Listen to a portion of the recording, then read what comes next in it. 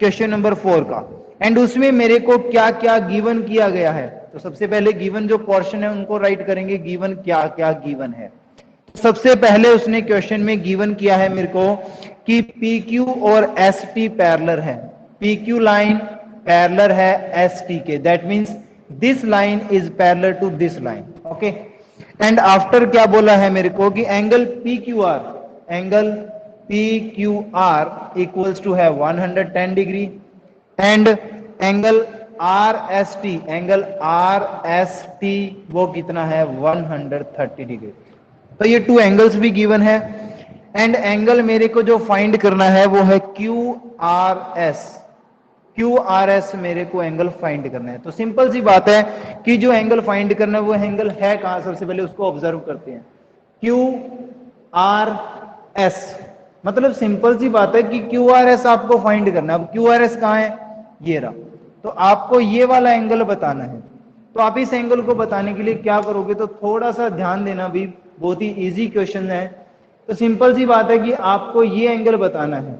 तो उसने सिर्फ दो ही लाइन पैरेलल बोली है कि P Q and S T parallel है, तो मैं पी क्यू को थोड़ा सा आगे प्रोड्यूस कर लेता हूं कंस्ट्रक्शन में। आई बात समझ में, क्योंकि पी क्यू लाइन जब इसके पैरेलल है तो मैं दोनों लाइंस को, मतलब ये लाइन अगर इसके पैरेलल है तो मैं इसको भी आगे एक्सटेंड कर सकता हूं, इसको भी, क्योंकि ये कभी भी किसी भी पॉइंट पे इंटरसेक्ट तो करेंगे नहीं, क्योंकि पैरेलल लाइंस की क्वालिटी होती है, पैरेलल उनको ही तो बोला जाता है जो इंटरसेक्ट नहीं करती। तो सिंपल सी बात है, जैसे ही मैंने आगे इसको मतलब प्रोड्यूस किया तो मेरे पास यहाँ ये एंगल्स बनेंगे। ध्यान देना भी स्टूडेंट्स, ये है मेरे पास 130 डिग्री का। तो आपको पता है इसको मैंने आगे प्रोड्यूस करके यहाँ नेम दे दिया, इसको सी नेम दे दिया मैंने, सी, या आप कुछ भी नाम दे सकते हो। तो अभी देखो मेरे को एंगल फाइंड करना है ये वाला, तो ये वाला जो एंगल है वो इस ट्राइंगल के अंदर आता है। किसके अंदर आता है, इस ट्राइंगल के अंदर। तो ये आपको अगर पता लग रहा हो तो ये एक ट्राइंगल बन गया है। अब मेरे को देखो, अगर ये वाला एंगल और ये वाला एंगल मिल जाता है तो मैं ये वाला एंगल फाइंड कर सकता हूं। तो सिंपल सी बात है कि मैं इसको एंगल 1 लिख लिया मैंने और इसको एंगल 2 लिख लिया मैंने, कि अगर एंगल 1 और 2 मेरे को मिल जाते हैं तो मैं एंगल ये वाला फाइंड कर सकता हूं। तो सिंपल सा प्रोसीजर है सॉल्यूशन के अंदर। तो ध्यान देना स्टूडेंट्स, क्या है कि सबसे पहले मैंने क्या लिखा कि पी क्यू जो लाइन है वो एस टी के पैरेलल है, तो दैट मीन्स जो एंगल्स की प्रोसीजर है वो फॉलो होगी यहाँ। अब फॉलो होगी तो आपको पता है यहाँ जो एंगल बनेगा, ये जो एंगल है, ये जो एंगल है और ये जो एंगल है जो आपको बनाया वो ऊपर एंगल है। तो ये दोनों आपको पता है कि अगर ये दोनों लाइंस पैरेलल हैं, इस पॉइंट को भी नाम दे दें, डी नाम दे दिया मैंने इस पॉइंट को, या ओ दे सकते हो आप, ओ दे लो नाम।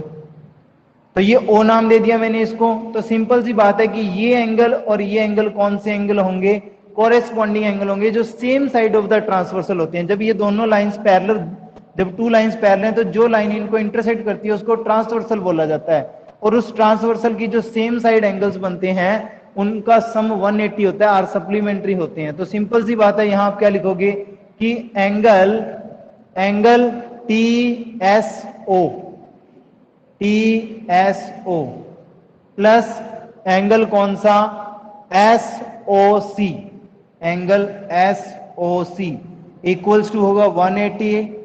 और रीजन लिख सकते हो, रीजन क्या लिखोगे, same side of the transversal.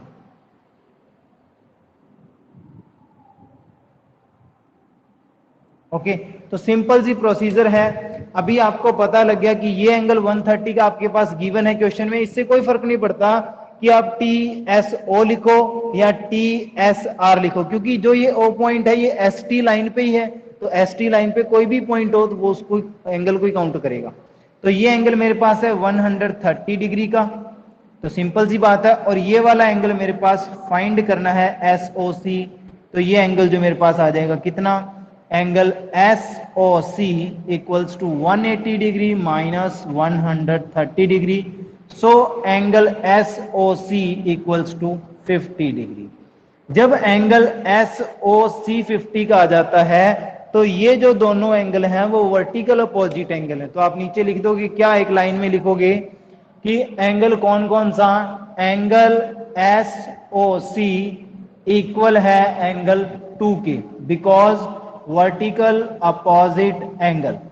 Okay, so फिर आपके पास जो एंगल 2 की जो वैल्यू है वो कितनी आ जाती है, मैं यहां लिख देता हूं एंगल 2 है वो आपके पास कितना आ जाएगा, वो भी 50 डिग्री का हो जाता है।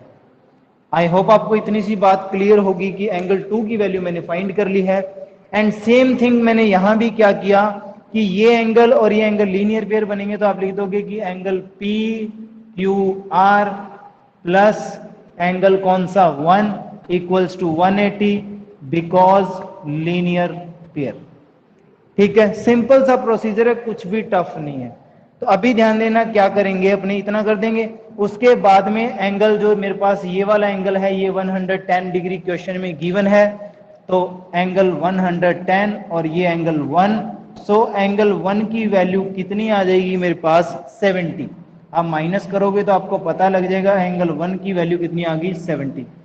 सो एंगल 1 भी आ जाता है, 2 भी आ जाता है, तो एंगल आर आप फाइंड कर सकते हो। आप क्या लिखोगे, इन ट्राइंगल कौन सा, in triangle R O Q या क्यू ओ आर, आप लिखोगे in triangle Q O R. Okay, in triangle Q R, तो इसमें आपको पता लग रहा है कि angle 1 plus angle 2 plus angle कौन सा, जो आर एंगल आपको फाइंड करना है, आर एंगल कौन सा है आपका Q R S. Q R O लिख सकते हो, क्यू आर एस लिख सकते हो, वो आपकी मर्जी है। दैट मीन्स कॉमनली मैं इसको एक बार आर एंगल लिख लेता हूं, इक्वल्स टू 180 आ गया, क्योंकि तीनों एंगल्स का सम 180 होता है। तो एंगल 1 जो आपने फाइंड किया वो है 70 डिग्री, एंगल 2 जो आपने फाइंड किया वो है 50 डिग्री। सो आपका जो एंगल आर है वो फाइंड हो जाता है, ये 120 हो जाएंगे। Angle R equals to 180 minus 120, so angle R equals to 60 degree. अब इस इंटीरियर एंगल आर को आप क्यू आर ओ भी लिख सकते हो, क्यू आर एस भी लिख सकते हो, क्योंकि ओ और एस जो है वो एक ही पॉइंट पे लाइज करते हैं। Angle Q R S equals to 60 degree, और यही अपने को क्या करना था, फाइंड करना था। तो आई होप आपको ये क्वेश्चन अच्छी तरह समझ में आ गया होगा। अगर किसी को भी कोई डाउट है तो वो